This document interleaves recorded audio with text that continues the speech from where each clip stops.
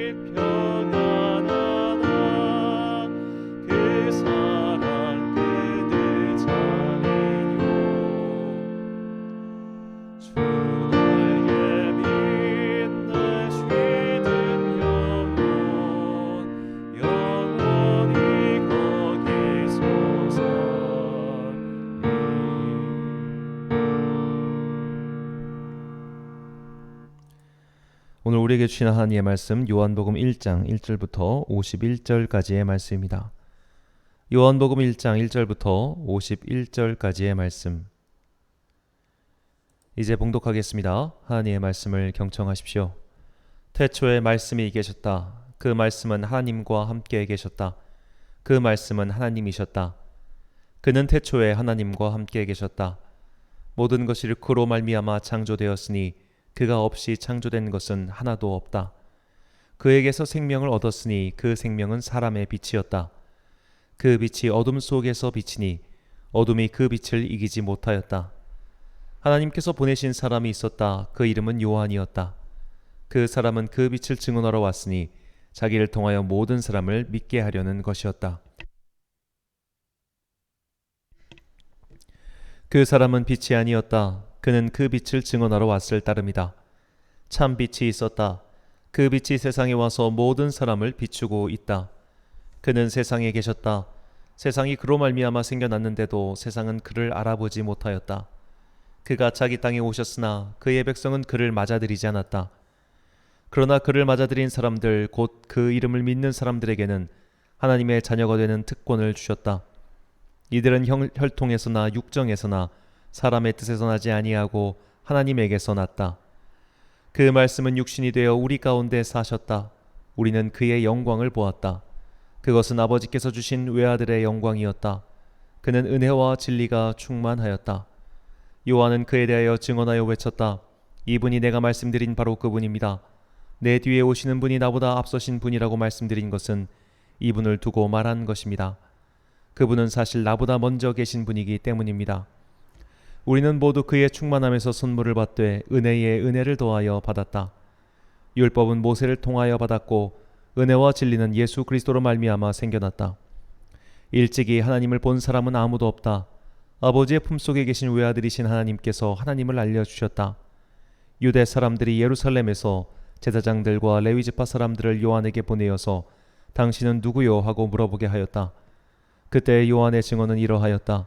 그는 거절하지 않고 고백하였다. 나는 그리스도가 아니요 하고 그는 고백하였다. 그들이 다시 요한에게 물었다.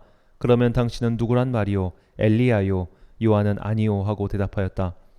당신은 그 예언자요? 하고 그들이 물으니 요한은 아니요 하고 대답하였다. 그래서 그들이 말하였다. 그러면 당신은 누구란 말이요? 우리를 보낸 사람들에게 대답할 말을 좀 해주시오. 당신은 자신을 무엇이라고 말하시오? 요한이 대답하였다. 예언자 이사야가 말한 대로 나는 광야에서 외치는 이의 소리요. 너희는 주님의 길을 곧게 하여라 하고 말이요. 그들은 바리새파 사람들이 보낸 사람들이었다. 그들이 또 요한에게 물었다. 당신이 그리스도도 아니고 엘리야도 아니고 그 예언자도 아니면 어찌하여 세례를 주시오? 요한이 대답하였다. 나는 물로 세례를 주오. 그런데 여러분 가운데 여러분이 알지 못하는 이가 한 분 서 계시오. 그는 내 뒤에 오시는 분이시지만 나는 그분의 신발끈을 풀 만한 자격도 없어. 이것은 요한이 세례를 주던 요단강 건너편 베다니에서 일어난 일이다. 다음 날 요한은 예수께서 자기에게 오시는 것을 보고 말하였다. 보시오, 세상 죄를 지고 가는 하나님의 어린 양입니다. 내가 전에 말하기를 내 뒤에 한 분이 오실 터인데 그분은 나보다 먼저 계시기에 나보다 앞서신 분입니다 한 적이 있습니다. 그것은 이분을 두고 한 말입니다. 나도 이분을 알지 못하였습니다. 내가 와서 물로 세례를 주는 것은 이분을 이스라엘에게 알리려고 하는 것입니다. 요한이 또 증언하여 말하였다. 나는 성령이 비둘기같이 하늘에서 내려와서 이분 위에 머무는 것을 보았습니다. 나도 이분을 몰랐습니다. 그러나 나를 보내어 물로 세례를 주게 하신 분이 나에게 말씀하시기를 성령이 어떤 사람 위에 내려와서 머무는 것을 보거든 그가 바로 성령으로 세례를 주시는 분임을 알아라 하셨습니다. 그런데 나는 그것을 보았습니다. 그래서 나는 이분이 하나님의 아들이라고 증언하였습니다. 다음 날 요한이 다시 자기 제자 두 사람과 같이 서 있다가 예수께서 지나가시는 것을 보고서 보아라 하나님의 어린 양이다 하고 말하였다. 그 두 제자는 요한이 하는 말을 듣고 예수를 따라갔다. 예수께서 돌아서서 그들이 따라오는 것을 보시고 물으셨다. 너희는 무엇을 찾고 있느냐? 그들은 랍비님 어디에 묵고 계십니까? 하고 말하였다. 랍비는 선생님이란 말이다. 예수께서 그들에게 대답하셨다. 와서 보아라. 그들이 따라가서 예수께서 묵고 계시는 것을 보고 그날을 그와 함께 지냈다. 때는 오후 4시쯤이었다. 요한의 말을 듣고 예수를 따라간 두 사람 가운데 한 사람은 시몬 베드로와 형제간인 안드레였다. 이 사람은 먼저 자기 형 시몬을 만나서 말하였다. 우리가 메시아를 만났소. 메시아는 그리스도라는 말이다. 그런 다음에 시몬을 예수께로 데리고 왔다. 예수께서 그를 보시고 말씀하셨다. 너는 요한의 아들 시몬이로구나. 앞으로는 너를 게바라고 부르겠다. 게바는 베드로 곧 바위라는 말이다. 다음 날 예수께서 갈릴리로 떠나려고 하셨다. 그때에 빌립을 만나서 말씀하셨다. 나를 따라오너라. 빌립은 베세다 출신으로 안드레와 베드로와 한 고향 사람이었다. 빌립이 나다나엘을 만나서 말하였다. 모세가 율법제에 기록하였고 또 예언자들이 기록한 그분을 우리가 만났습니다. 그분은 나사렛 출신으로 요셉의 아들 예수입니다. 나다나엘이 그에게 말하였다. 나사렛에서 무슨 선한 것이 나올 수 있겠소? 빌립이 그에게 말하였다. 와서 보시오. 예수께서 나다나엘이 자기에게로 오는 것을 보시고 그를 두고 말씀하셨다. 보아라, 저 사람은 이야말로 참으로 이스라엘 사람이다. 그에게는 거짓이 없다. 나다나엘이 예수께 물었다. 어떻게 나를 아십니까? 예수께서 대답하셨다. 빌립이 너를 부르기 전에 내가 무화과 나무 아래에 있는 것을 내가 보았다. 나다나엘이 말하였다. 선생님은 하나님의 아들이시오 이스라엘의 왕이십니다. 예수께서 그에게 말씀하셨다. 내가 무화과 나무 아래에 있을 때 내가 너를 보았다고 해서 믿느냐? 이것보다 더 큰 일을 내가 볼 것이다. 예수께서 그에게 또 말씀하셨다. 내가 진정으로 너희에게 말한다. 너희는 하늘이 열리고 하나님의 천사들이 인자 위에 오르락내리락 하는 것을 보게 될 것이다. 아멘. 장강의 안물이 되어라는 제목으로 하나님의 말씀 선포하겠습니다. 사회생활을 하시다가 은퇴하신 분들이 가장 듣기 싫어하는 단어가 아마 뒷방 늙은이라고 합니다. 이 말은 공식적으로는 은퇴한 분들을 가리키는 말이지만 오늘날에는 노인을 비하하는 표현으로 사용하기 때문에 사용할 만한 단어는 아닙니다. 현장에서 물러나 아무 권한도 없이 아무 일도 없이 가만히 있는 건 거의 고문에 가까운 고통일 겁니다. 나를 둘러싸고 있던 사람들이 하나둘씩 사라지고 하루 종일 울렸던 전화기는 전화 한 통 없이 잠잠해졌을 때 그 고독함과 쓸쓸함을 견디기란 참으로 힘든 일입니다. 이 고사성어에 장강후랑 추전랑이라는 말이 있습니다. 장강의 뒷물이 앞물을 밀어낸다는 말로 세대 교체는 반드시 일어날 수밖에 없다는 뜻을 담고 있습니다. 자, 이런 일을 머리로는 알고 있어도 온전히 납득하기란 참으로 어려운 일이죠. 그래서 교회에서도 원로 목사와 지금 현재 목사와의 갈등이 끊이지 않는 이유이기도 합니다. 장강의 앞물이 뒷물에게 자리를 양보해야 하는 건 자연의 순리이기도 하지만 인간은 참으로 완악해서 이런 자연의 순리를 거스르고자 하는 본성이 있습니다. 이런 인간의 본성을 누르고 장강의 앞물처럼 저 앞으로 떠내려갈 수 있게 만드는 마음의 힘은 어디에서 올까요? 바로 큰 뜻, 대의입니다. 더 큰 목적, 더 큰 뜻, 더 큰 이유를 위해서 자신을 내려놓고 희생하는 마음이 없으면 자꾸만 버티다가 홍수가 나게 되는 것이죠.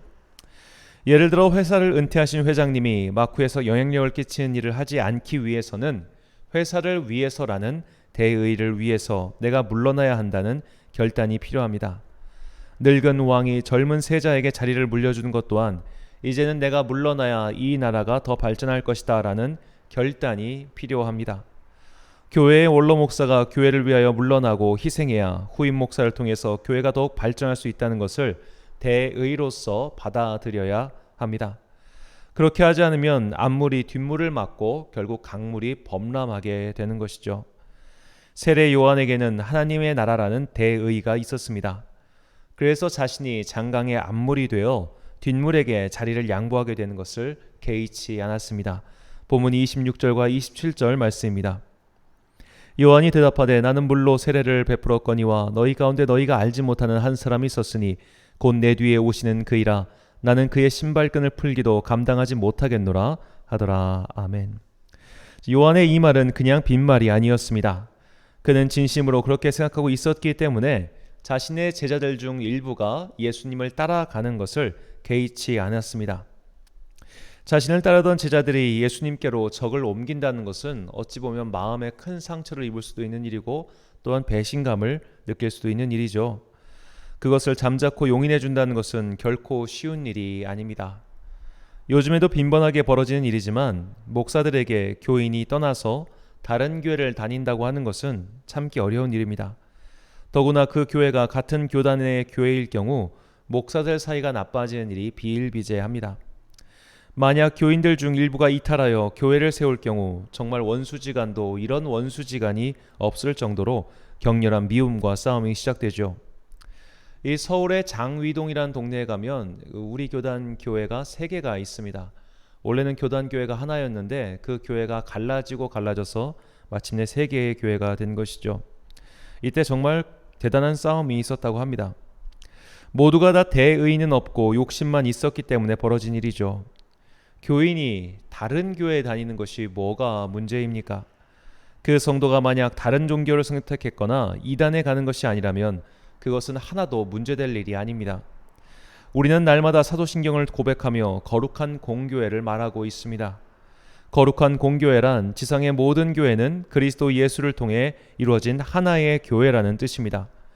지금 우리 교회에 다니던 사람이 다른 교회에 다닌다고 할지라도 그 또한 거룩한 공교회의 일원이라는 것은 변함이 없습니다.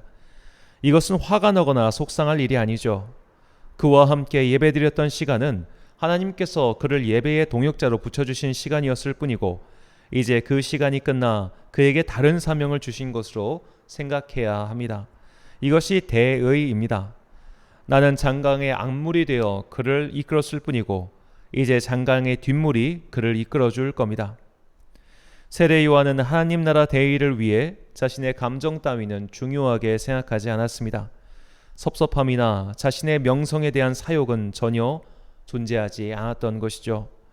우리가 배워야 할 것은 바로 이런 대의가 우리 안에 있느냐는 것입니다. 대의가 있으면 사람의 오고 감에 따라 마음이 흔들리지 않을 겁니다. 대의가 있으면 설령 내가 장강의 앞물이 되어 결국 잊혀지고 사라져 버릴지라도 섭섭하지 않을 겁니다. 그러므로 모든 성도에게 있어 가장 중요한 것 중 하나는 바로 이 하나님 나라라는 대의입니다. 그 큰 뜻을 품고 있을 때 우리는 날마다 고백하는 거룩한 공교회를 이 땅에서 이루어갈 수 있습니다.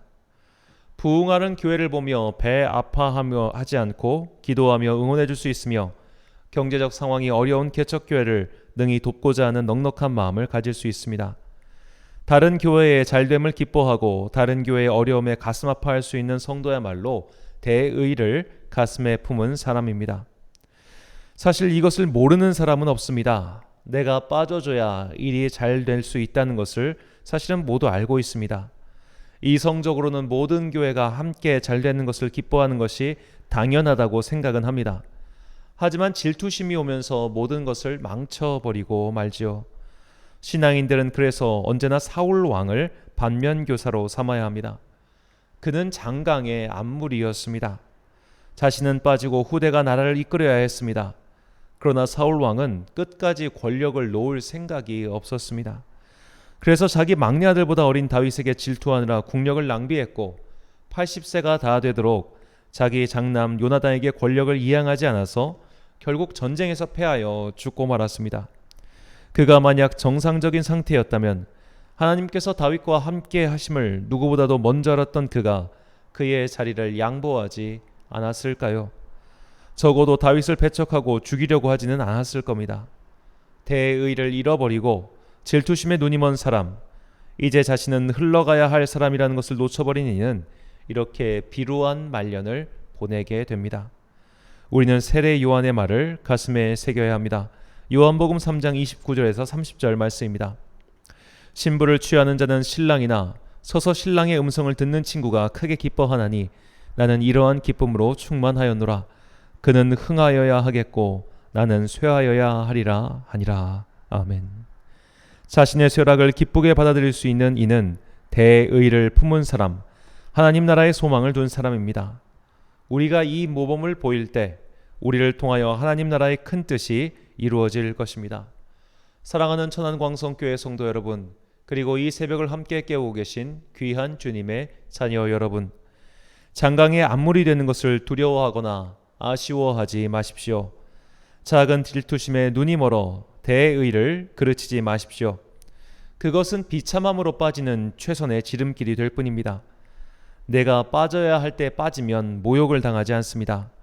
내가 쇠하여져도 결국 하나님 나라가 흥왕해진다면 내 한 몸 정도는 걸음으로 쓰여도 상관없다는 큰 뜻이 있어야 합니다. 우리는 사울 왕이 아니라 엘리사에게 그 길을 열어주었던 엘리야를 닮아야 합니다. 예수님의 오실 길을 예비하고 자신은 사라져버린 세례 요한을 닮아야 합니다. 이들은 하나님 나라라는 대의를 품고 있었고 그러기에 장강의 앞물이 될 수 있었습니다. 우리 모두 하나님 나라라는 큰 뜻을 품고 나 자신의 안위나 명성보다 하나님의 뜻을 우선하여 마침내 그분 앞에서 크게 칭찬받는 종들이 되시기를 주님의 이름으로 축원합니다. 기도하겠습니다. 사랑과 은혜가 충만하신 아버지 하나님, 세례 요한은 주님의 오실 길을 준비하였습니다. 그리고 마침내 기다리던 주님께서 오셨을 때에 그는 아무런 아쉬움 없이 그 길을 비껴드렸습니다. 그리하여 세례 요한은 여인이 낳은 자 중에 가장 큰 자라는 주님의 칭찬을 들었습니다. 우리도 그런 대의를 품고 사는 성도가 되길 원합니다.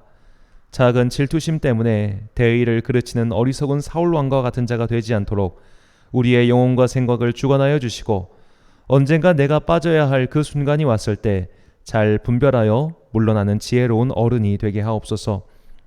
추석 연휴를 마치고 다시 일상으로 복귀하는 주님의 자녀들을 기억하옵소서.